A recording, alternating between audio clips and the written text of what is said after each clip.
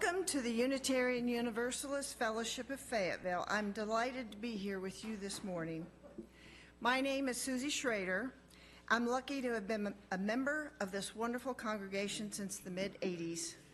I've served on our board. I'm currently the chair of finance and an ad hoc space committee to plan our uniture in regard to space and facilities. And I also support various projects when I'm able. Unitarian Universalism is a liberal religious tradition that values freedom in religious thought and journey. We affirm the universality of love and hope as we journey together in community, and we welcome you, whoever you are at this moment and wherever you are in the spiritual journey. Whether you are joining us in person or online, we're very glad you're here. If you are new to UUFF, please check out our website at uufayetteville.org for more information and to sign up to get on our weekly email. If you are a visitor for the first time, please find a white visitor card in the pocket in the chair in front of you. And if you fill out your information, then we can get you on the email list to keep you informed. Later in the service, we're going to have a Joys and Concerns where you'll be invited to come forward if you wish and drop a stone symbolizing your joy or concern. If you have a joy or a concern you'd like to share, we invite you to fill out the yellow card that's in the seat back. And there's a place on the card to indicate if you want what you have written shared aloud or if you want it to be kept confidential and shared with leadership. If you're online, you may write the joys and concerns in the comments section, but please know that those will not be kept confidential. As always, children are very welcome in our service, and we're delighted to have them here. However, if you or your child prefer, we also have a staff nursery downstairs. So today is a special topic. If you are brand new, this is not necessarily indicative of what we do every Sunday, and I always want visitors to know that. To really understand what this congregation is, you have to come several times to get several samples because we have a lot of variety. And I requested this service after a recent service about Christian nationalism in America. Usually our services are uplifting, but I didn't really walk away from that one feeling very good. As a lifelong Unitarian, a United States citizen, an officer of the League of Women Voters, and a Washington County poll worker, I wanted to remind everyone that we do have the means to deal with unfortunate political leaders. If only a majority of us will use our power on Election Day. Today, you are going to hear from longtime UUF and League member Bettie Lu Lancaster, my poll worker supervisor, Elizabeth Hancock, and Professor Gene Vinzant.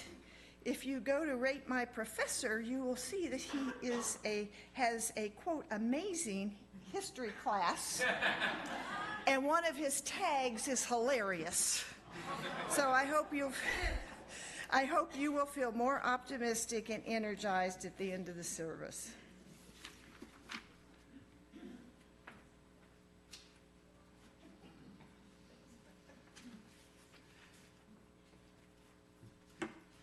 Good morning. I hope you'll join me as we light our chalice. Love is the spirit of this community, and service is its prayer, to dwell together in peace, to seek knowledge and truth, and to help one another. Thus do we covenant together. Thank you.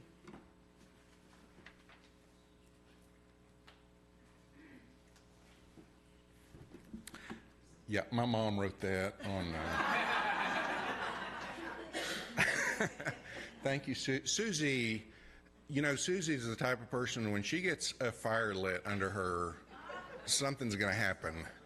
And so, yeah, that was back in July. She said, we need a service in October before early voting starts to get people motivated and fired up and informed to vote. And so thank you and the others participating. And I need to mention also that Janet Titus and Gretchen Wilkes were involved in this, although they're not up here today. And we have probably many others of you that are very involved in the political process one way or another. In August of this year, when Jimmy Carter was a mere 99 years old, his son, Chip, asked him whether he wanted to live to see his 100th birthday. And the former president responded, "I'm only trying to make it to vote for Kamala Harris." Be like Jimmy, all right? Jimmy Carter did turn 100 a couple weeks ago on October 1st. Early voting in Georgia starts the day after tomorrow. Voting is vital. This year's election is in only 23 days, with early voting in Arkansas starting a week from tomorrow. And as Ralph reminded me, absentee voting has actually already started. Our service today is focused on the importance of voting our values. Now, we're going to get into the weeds today, into the nuts and bolts of how to vote and what all is on the ballot, and how to educate ourselves even further once we leave this place. I want us to start off with a responsive reading on the next slide here. This is in our hymnal, number 457, and the words are here. I'm going to read the normal, regular print and ask you to read the part in italics. I am only one. I cannot do everything. But still I can do something. And because I cannot do everything, I will not refuse to do something that I can do. Thank you. Our opening hymn today is one that I think a lot of us have sung, hymn number 109. It's called As We Come Marching, Marching, although many people know it by the title Bread and Roses. And this song originates in a little over 100 years ago during the women's suffrage campaign. And it came out of a phrase. Helen Todd was one of the leaders in the women's suffrage movement, and she said this in 1910. Women and their vote will go toward helping forward the time when life's bread, which is home, shelter, and security, and the roses of life, music, education, nature, and books, shall be the heritage of every child that is born in this country and in the government of which she has a voice. So, we invite you to stand as you're able. Hymn 109, the words are in the book and also here on the screen as Melly and Ollie and Brenda lead us.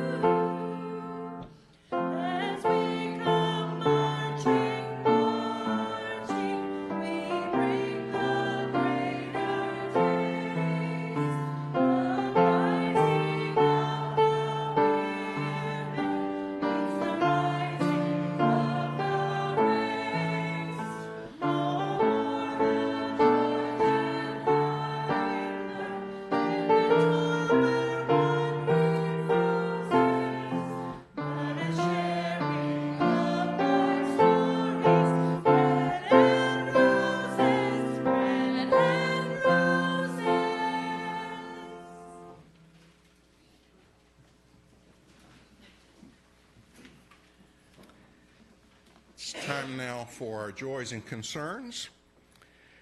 As a community of people that care about each other, we share our various joys and concerns and needs. And we invite you to share those today. If you filled out one of those yellow cards, you can bring that up or hold it up and we'll come get it. But if you just want to drop a stone also to symbolize a joy or concern that's on your heart, you're invited to do that. Folks joining us online are invited to write in the comments any joys or concerns, and we'll read those in just a minute. So, Brenda, would you play us some music?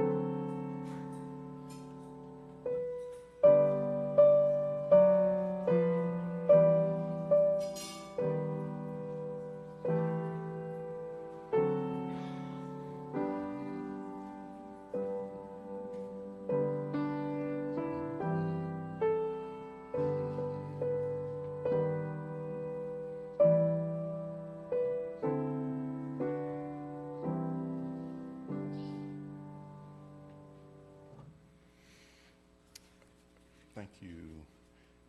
Do we have any online today? Okay. And we know there are always many other things on our hearts that are not necessarily shared publicly. And so let's drop a stone for the unspoken joys and concerns, and some more for those that we will encounter this week. Thank you, Susie. Let's have 1 minute of silence, reflection, and prayer for those who pray as we hold all these in our hearts.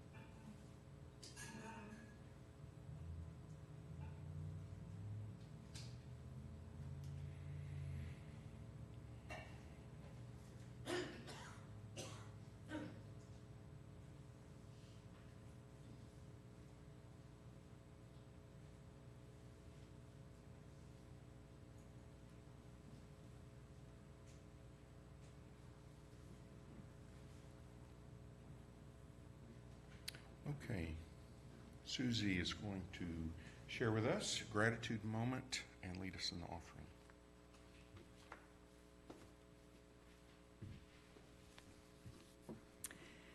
I grew up in Indiana, where my family attended an historic Unitarian church. When I was young, I remember my father and our minister discussing the pros and cons of that consolidation with the Universalists. It's 1961. My old church never adopted the UU name, but they are affiliated with UUA. My parents were staunch atheists and resistant to change. My father liked to think of himself as intellectual. Our home life was centered around his worldview, and as the fourth child in the family, I kind of got lost in the shuffle. My home wasn't always the happiest place, but I always looked forward to going to the Unitarian Church on Sunday. My parents also seemed to be their happiest there, discussing the civil rights movement in the adult discussion group. My mom worked with the Women's Alliance, Coffee Hour, the annual rummage sale. Mrs. Tower sold handmade greeting cards and pottery as a fundraiser, and I still have the little fawn that I bought from her with the money I earned while babysitting in the basement. The highlight of the year was the annual Christmas bazaar, where the entire town of Hobart, Indiana came in to eat my mother's Swedish meatballs. And during the Christmas service, I loved singing the carols, even though I knew nobody really important was born on December 25th. The Unitarian Church was my place of respite, where I was loved and cared for every Sunday. I left home after high school, went to college, got married. I was too busy growing up to go to church, but I continued to wear this chalice that I was given when I was 12.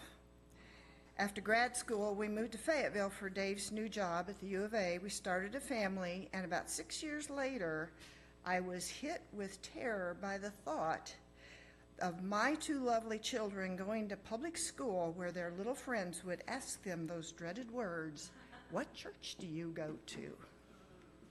I did not want my little freethinkers to conform to the social pressure of becoming Southern Baptist. So that led me back here in 1984. And to this day, my adult children identify as Unitarian. I was really happy when my then soon-to-be daughter-in-law, who was an ex-Catholic from New York, went with us to the UU Church in New York and said it was the first time she had ever been in a positive service in church.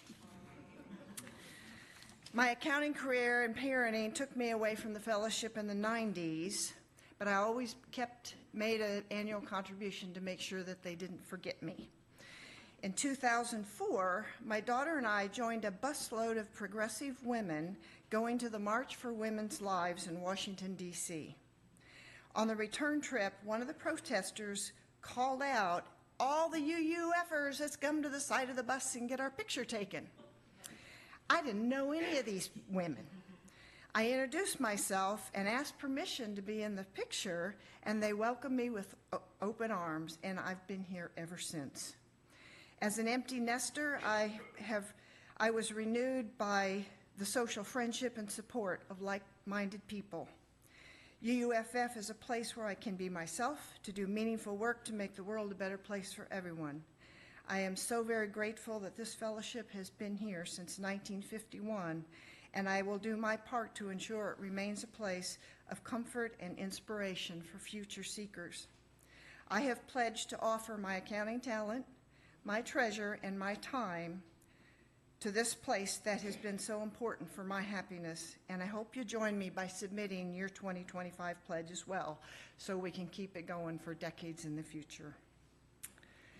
So the offering will take place, we take each Sunday, is as much a part of our ritual as singing together, lighting our chalice, and saying the words of our covenant. It's a reminder of that form of love we call generosity, and every contribution of every size is helpful and appreciated. There are a variety of ways for you to contribute through the website, by text, sometimes there's a thing up there, by mailing checks to the office. Fawn can get you set up for auto draft. And right now, in Sunday morning, you can place something in the basket. Thank you.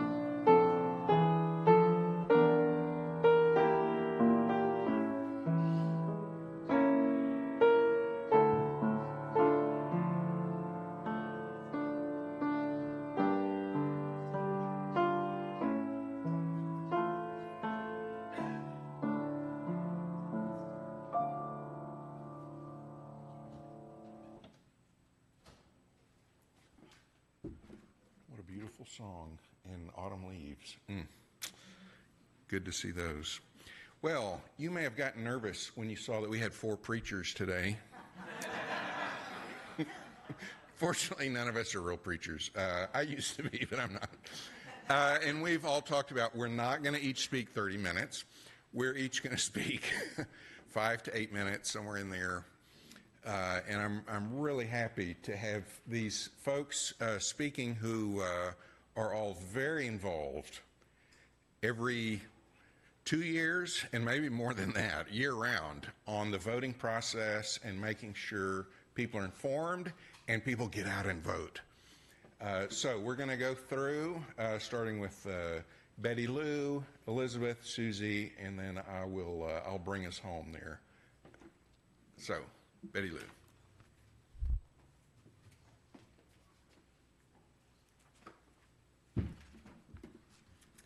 Well, let's pretend it's election day has finally come.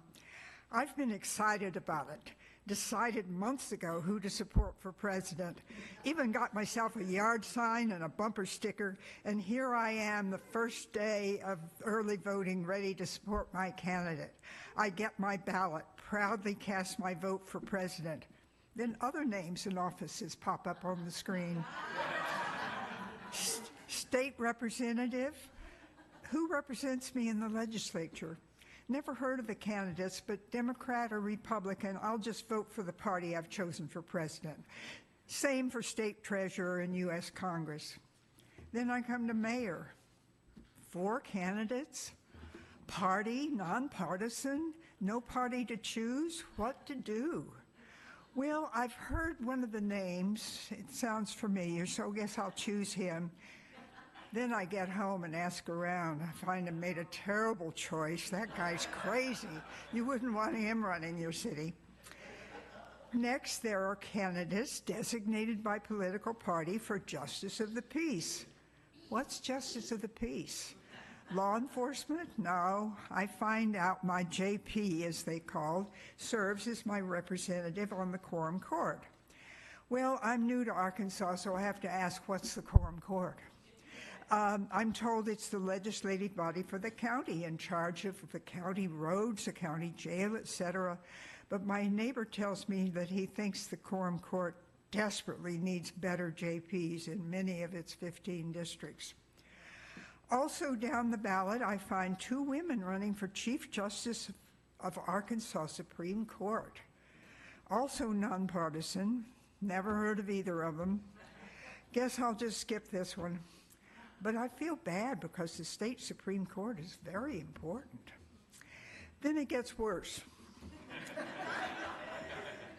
2 ballot issues labeled Constitutional Amendments Proposed by Petition of the People. Issue number 2 is a very long paragraph, starting off with a lot of legal jargon. I don't want to take the time to read it. Then issue number 3, much longer. Even if I read it, I wouldn't understand it. So here I am, a good citizen. I've watched the presidential debates, considered those presidential candidates carefully. I've made sure I was registered, and I eagerly came to vote, only to find all these down-ballot decisions I wasn't prepared to make. My mayor, my legislator, my JP, the Supreme Court, these people make decisions and policies that directly affect my life. Yet I was unprepared to decide who should fill those positions. Next time, I'll get a sample ballot, so there'll be no surprises. I'll find out about all the candidates and issues, not just the top few, and I'll go to the polls ready to make informed decisions. I'll go to my computer to sites like VoterView and Vote 411. I'll go to local candidate debates at the library and watch state candidates on PBS. I'll question people I trust who are in a position to know about candidates and issues. Next time, I'll make informed down-ballot choices.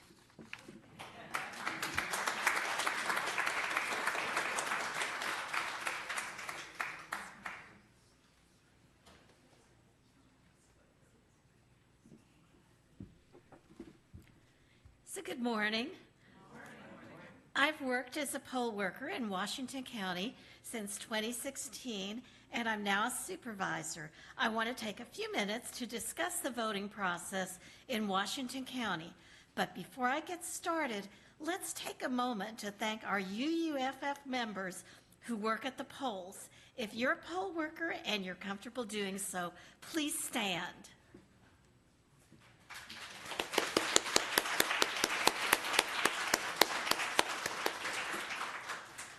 Thank you all so much. So our mission in Washington County is to assure that elections are conducted fairly and that all eligible voters are allowed to vote. Poll workers are instructed never to turn a voter away. Instead, we should always offer them the opportunity to vote provisionally. Vote centers are wheelchair accessible, and voting booths can be adjusted for voters in wheelchairs. Voters with special needs, such as those with vision difficulties, can have someone assist them at the voting booth. Springdale vote centers will have Spanish speakers available. Voters can also bring someone to assist them with translation. Now, no surprise, this election promises to be the busiest ever than Washington County. So rather than wait until the last minute to cast your ballot on Election Day, consider early voting, which starts a week from tomorrow.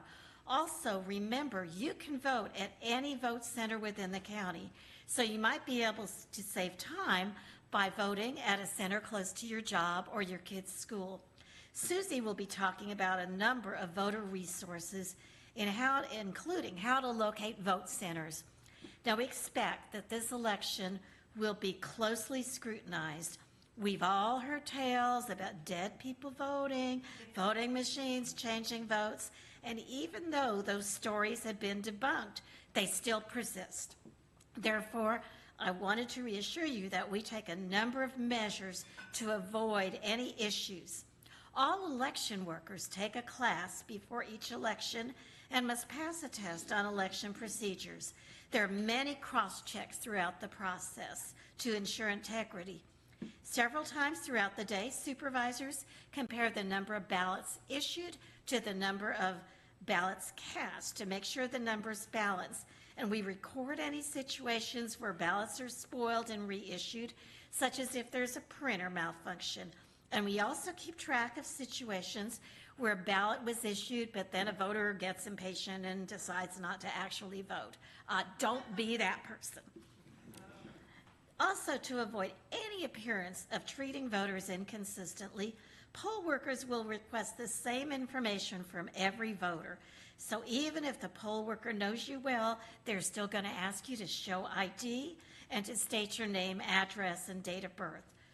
I know there's a lot of enthusiasm about this election. However, there are strict rules about electioneering, including clothing in support of a candidate or party. So wear your hat or t-shirt or buttons proudly, except at the polls. Otherwise, poll workers will ask you to put on a jacket or remove the hat. Now, we often get questions about ID requirements, address changes, and provisional ballots. So this slide is a little bit hard to read, but it does show acceptable forms of ID. They do need to be photo IDs. And we accept Arkansas photo IDs, driver's licenses, state-issued ID cards, photo IDs from Arkansas colleges, and since this is Arkansas, concealed carry permits. Photo IDs from Arkansas employers, and there also are photo IDs that are issued by the county solely for voting purposes. And of course, we accept U.S. IDs, such as passports or veterans ID cards. Now, this next slide shows the process for address changes. Now, we're not concerned about the address on your ID. I don't know, maybe some of you like to go to the DMV and change your address as soon as you move. Not me. Instead, we look at the addresses in the electronic poll booth. And if you moved, the system must reflect your current address. That way you'll get a ballot with the right slate of candidates and ballot issues for where you reside. Bettie Lu explained the importance of being able to vote in an informed way for local issues. And so getting the right ballot for where you actually reside is very important, especially since a lot of local races are decided by just a handful of votes. Now, if you've moved within Washington County, we can process an address change at the polls that day. You will be asked to see a supervisor. We're not scary. We're there to help facilitate things. We'll ask you to complete a change of address card. We'll call the county to get the address change in the system, and then you will be issued a ballot with the appropriate slate of candidates for where you live. And this is a very quick process. Now, if you move from one county to another, it does require that you actually visit the county clerk of your new county, so be prepared for that. Now, I did mention provisional ballots just briefly, and I wanted to just say a few words about that. There are several situations where you might have to vote provisionally. If for some reason you cannot be found in the poll book, but you are absolutely certain that you're registered, you can still vote a provisional ballot. If you've forgotten your ID or you don't have an acceptable ID or your ID expired more than 4 years ago, you can vote provisionally. But for your ballot to count, you do need to bring a current ID to the county by the deadline. Another situation where you might be issued a provisional ballot is if you've been sent an absentee ballot, but you decide, hey, it's a nice day, I'm going to get out and vote in person. Now, the system is going to show you've already been issued an absentee ballot, but you can still vote in person on a provisional ballot. Now, this next slide shows the letter that you will be given at the polls when you vote provisionally. This letter explains the process in detail, including information about deadlines for submitting any additional information, such as a current ID. And you will be notified by mail about whether your provisional ballot was accepted, as well as how to appeal a negative decision. So this was just a very quick rundown on the voting process. I wanted to encourage you, if you're having any difficulty with a voting machine or have any other concerns, don't hesitate to ask a poll worker for help. And if you have any questions about election procedures, I'll be around after the service for any questions. So see you all at the polls. And now let's turn things over to Susie.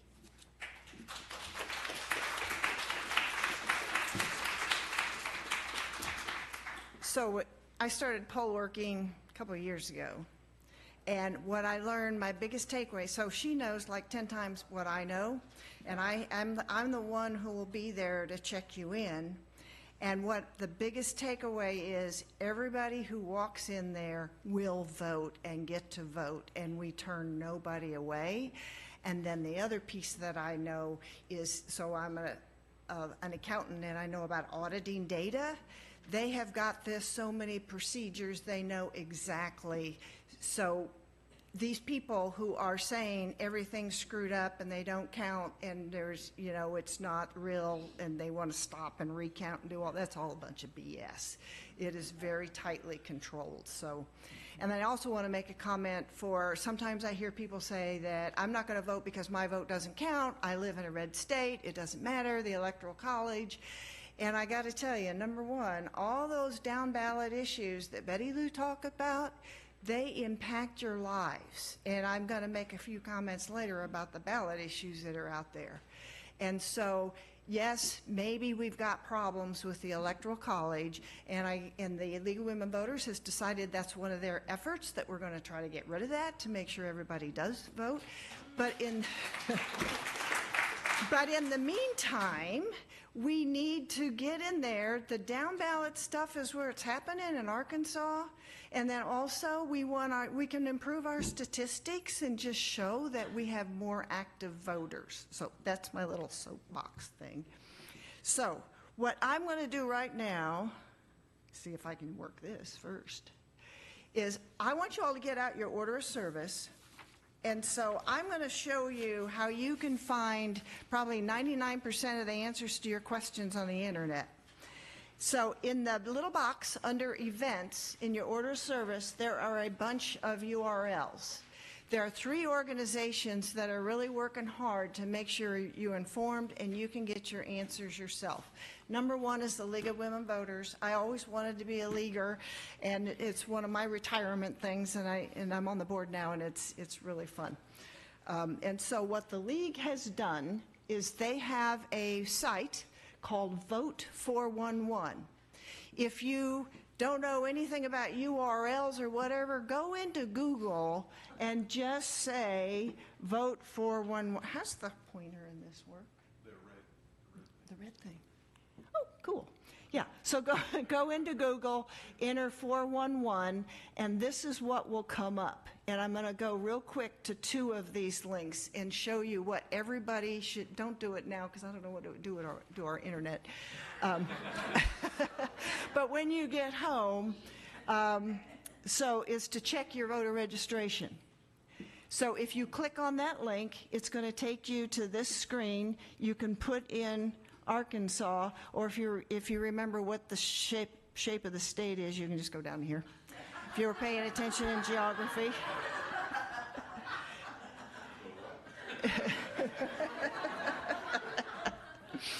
And so this is going to take you, this is the real fascinating thing. So the state has something called Voter View. Voter View is the actual data that's in the system that when you come to me and check in, what I'm going to be looking at when I tell you to tell me your name and all the other little routine I have to ask, which I'll get ready before, I promise. And one of the big things is your address. The address is important, as Elizabeth said, because that's what determines your ballot because of some of the down ballot things. So when you click there, you will end up, so this is actually, you are at the Secretary of State now. So you will enter your name and your birthday. And I don't know what happens if there's 2 John Does born on the same day. I don't know how that works, but somehow I'm sure it's in there. And so I put in my name and birthday, and this pops up immediately.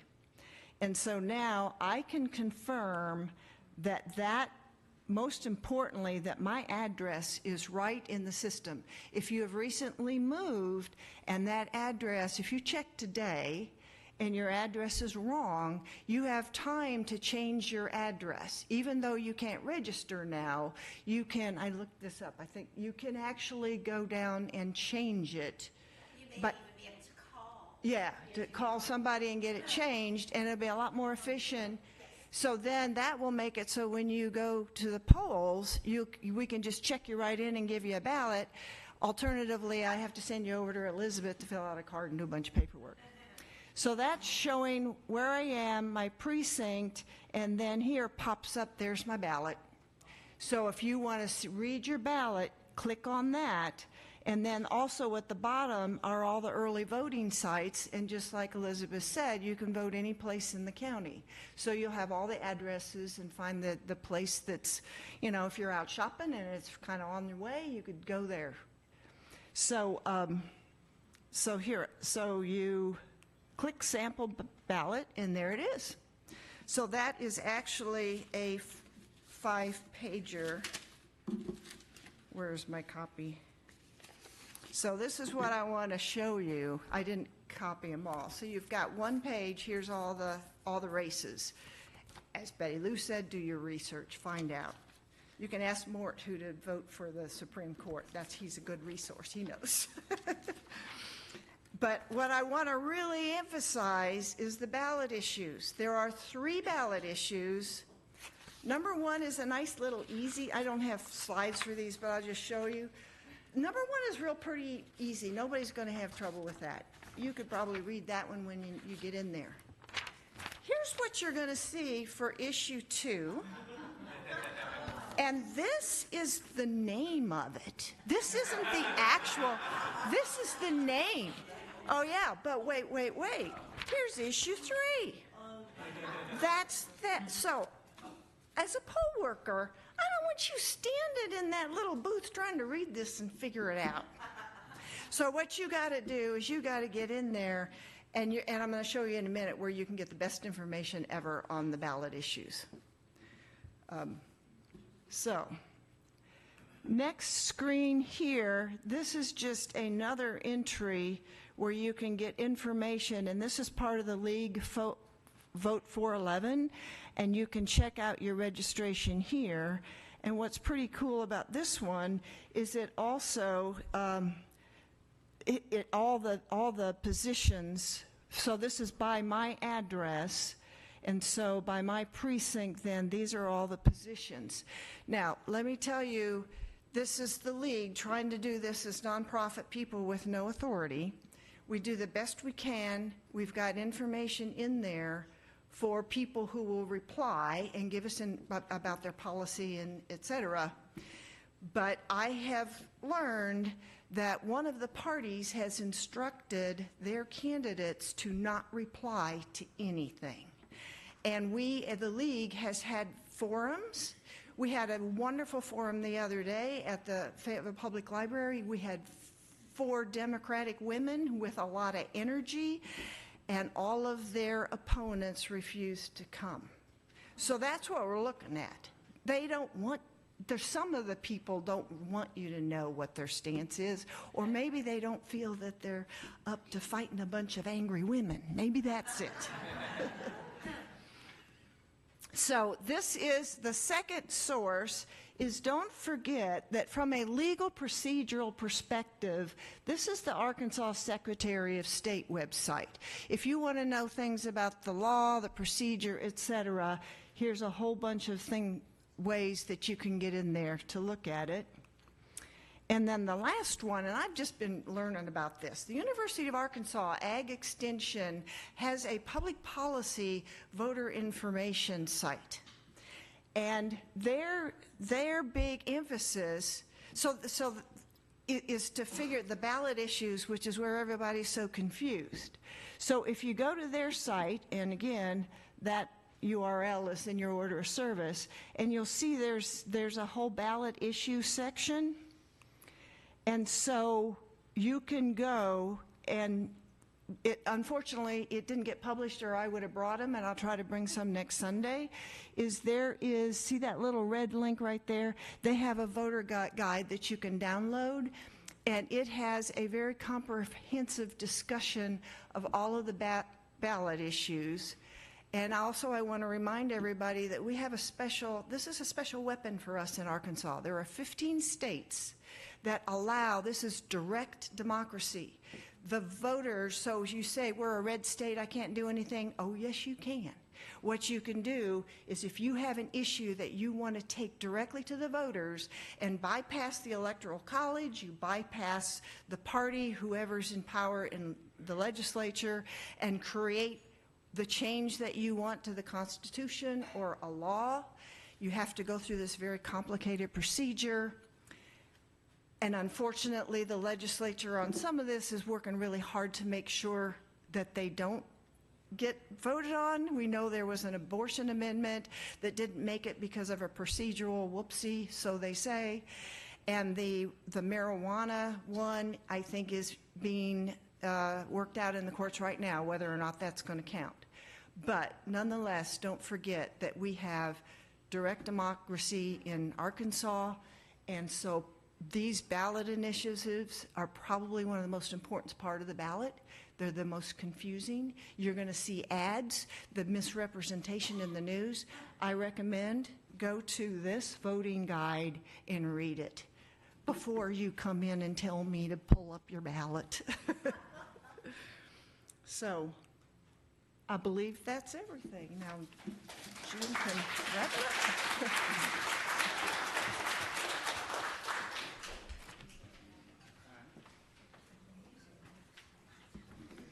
Thank you.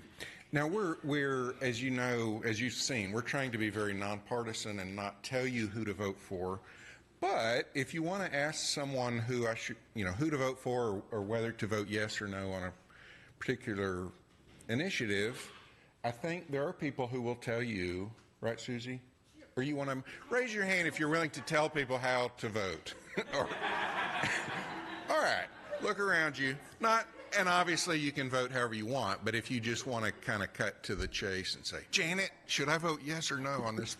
Or Mort, or someone that you know has kept on top of these issues and know who the candidates are. So we are each other's resource, as well as these awesome websites.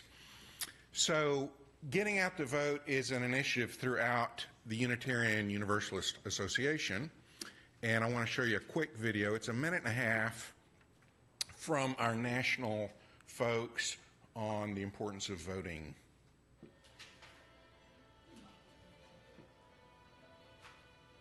Democracy. It isn't just what you do. Democracy is who we are and who we want to be together. Throughout history, Unitarian Universalists have shown up embodying the promise of democracy, justice, freedom, and care, with a moral mandate to build a world where all of us thrive. Today, much is at stake, and so much is possible. We've won battles some said were hopeless, winning reproductive health care in Kentucky, Michigan, and Kansas, mobilizing a pro-democracy majority in Ohio, and expanding Medicaid in North Carolina because of historic and sustained democratic action. Building partnerships, joining mass protests, becoming election defenders, poll workers, and chaplains, demanding accountability from our local representatives, and igniting historic voter turnout. Now is the time to show up again and again and again, at the polls, on the doors, on the phones, in our congregations, and in our streets. Because democracy is powered by people. We, the people. Join us. All right. Could y'all hear that? That's my fault. I think there's something we should have hooked up before service to get better audio. But hopefully you heard that and saw that, and you can Google it.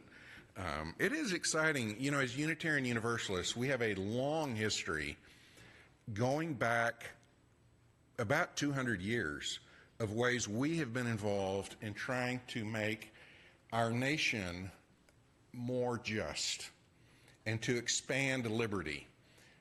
If you can go back to the abolition movement, to abolish slavery, Unitarians and Universalists were extremely involved in that fight, both voting politically and some actually on the lines fighting literally during the Civil War. Since then, almost every progressive issue you can think of, Unitarians and Unitarian Universalists have been at the forefront.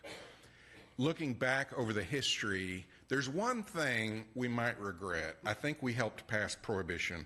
Other than that, it was a misguided moment for many in the country, thinking that was the way to go. But we repented of that, and I think virtually every issue, and still some of the hot issues today, we're on the forefront of those. As Susie said, this service was inspired by the fact that she overheard someone at this congregation, and I don't know who it was. I don't want to know who it was, and I'm not even sure they were a member or not. But someone in this building said, "I don't know if it's worth voting." Yeah, that was her reaction, and so that's why we did this service. Really, is to say it is worth voting. We all need to vote, and I think almost all of us already understand that. Arkansas clearly is a conservative state, but that doesn't mean things can't change. I first moved to Arkansas in 1997, and if you had told me then that within 25 years Arkansas would have medical marijuana, a lottery, and that same-sex marriage would be legal, I probably would have just laughed. And some of those came about through voting, some of those through judicial decisions. But the fact is, public opinion on all of those has changed tremendously. And Arkansas keeps changing, partly because of people from out of state moving here, but also partly because of young people as they move onto the voter rolls. And sometimes through people who aren't so young who change their minds. So there is hope. You might wonder, is it worth voting for my candidate even if I'm almost sure they're going to lose, nationally or statewide or whatever? Let me tell you a story. In 1974, at the age of 28, a young law professor from the University of Arkansas ran for Congress from this district, the 3rd District of Arkansas. 1974, he was a Democrat, and he lost. He lost against John Paul Hammerschmidt. Now, the previous election, John Paul Hammerschmidt had won with 77% of the vote, but in this one, 1974, Hammerschmidt won with 52% of the vote, and this young man got 48% of the vote. He lost, but it was enough to get him on people's radar, and 2 years later, he ran for the position of state attorney general and won. And 2 years after that, he ran for governor and won. And many of you know I'm talking about Bill Clinton, who came and spoke in this pulpit when he was running for Congress. He lost, but it made a difference. The votes for him made a difference because it gave him visibility and energy for future races. So yes, it is voting. It is worth voting, as we've emphasized also the down ballot issues, which honestly probably affect us more day to day than the national things. Those down ballot issues, who's on the city council, who's on the school board, who is your state representative, these all matter. Our current political situation can be discouraging, and you may think I'm just a drop in the bucket. But look around. We're all drops, right? And together we're a bucket. And all of our votes together can produce a ripple and maybe even a wave. Another way to think about it is over your lifetime, every time you vote, if you add that up and think of the impact you've made, so it's more than just one election, one vote. Too many people have worked too hard and sacrificed too much for the right to vote, for us not to vote. I want to end with this quote, also in our hymnal, and do it as a responsive reading, written by Frederick Douglass. And again, I'll read the regular type and you read the italics. Those who profess to favor freedom and yet deprecate agitation are people who want crops without plowing the ground. They want rain without thunder and lightning. They want the ocean without the roar of its many waters. The struggle may be a moral one, or it may be a physical one, or it may be both, but it must be a struggle. Power conceives nothing without a demand. It never did, and it never will. Find out just what any people will quietly submit to, and you have found out the exact measure of injustice and wrong which will be imposed upon them. The limits of tyrants are prescribed by the endurance of those whom they oppress. Wow.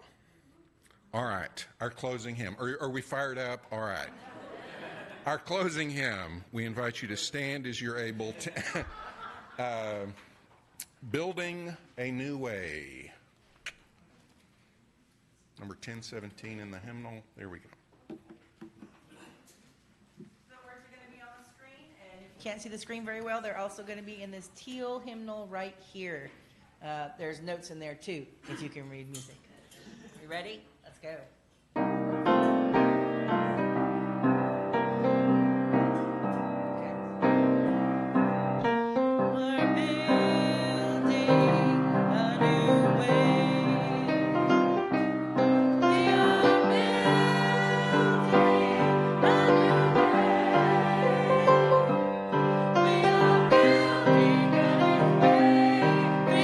Stronger every day. We are building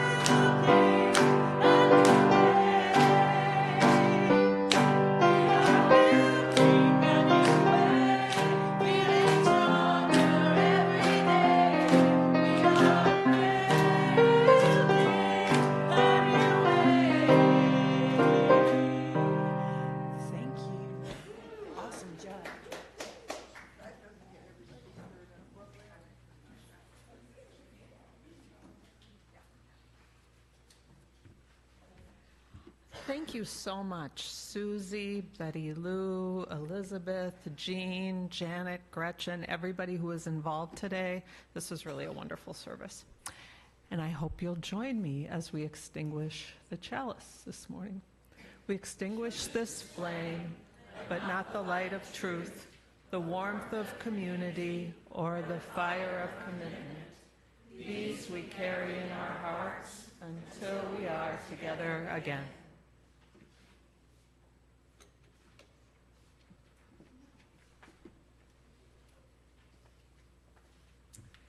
So, announcements, you can see them in the order of service.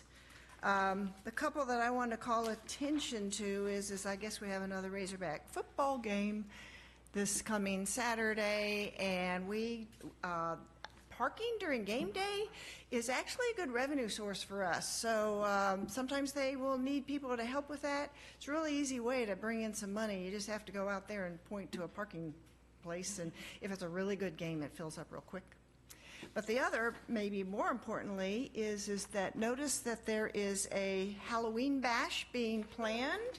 That is Saturday, the 26th, with, you can see there's all kinds of things, trunk or treat, a ghoulish potluck, and a Monster Mash dance party. So more information, that sounds like that's going to be a great event.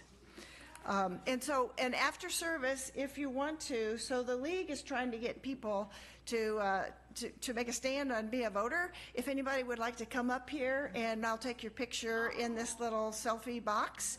And for the first 7 or what that come up here, you can get a neat bracelet.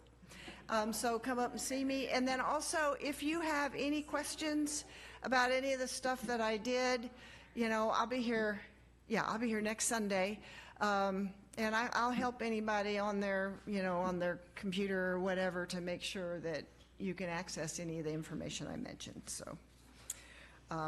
So now I invite you to enjoy the postlude, and as you do, please feel free to connect with others, enjoy a refreshment, and we'll see you next week. Thank you.